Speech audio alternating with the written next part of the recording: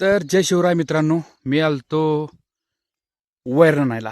कारण सकाळी उठून मस्त बोंबलायला लागली. म्हटलं अरे खज्जारीच्या तांब्यावर दूध पितोस आणि एक बिंडा मला वैर आणत नाहीस. तर म्हटलं चला म्हशीला खुश करूया. हे आमचं रान आहे, गुंट्यात नाही मित्रांनो. या करत आहे, त्यामुळे काही सुट्टी नाही आपल्याला. हलकं सुलकं सुट्टी नाही, पण रायकर रान आहे आपलं. दिसल तिथं आपलं, दिसल तिथं आपलं. कसं आहे दणका.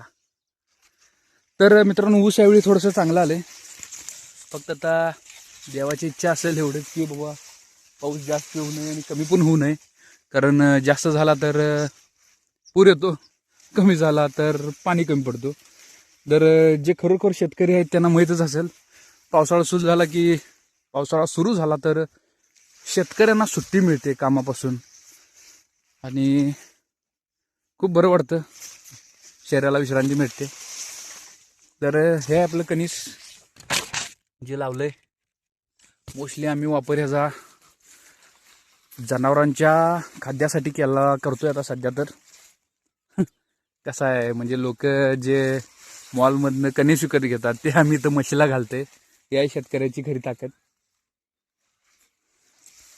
तर छोटंसं व्हिडिओ करायला चालू केला आहे. बघू मराठी माणसाला कोण कोण सपोर्ट करतं. तर सकाळचं मला वाटतं 6 वाजल्यात आता. तर शेतकऱ्याचं सकाळ सकाळी काम चालूच होतं. तर ठीक आहे, सबस्क्राईब करा, मराठी माणसाला सपोर्ट करा. जय शिवराय, जय शंभूराज.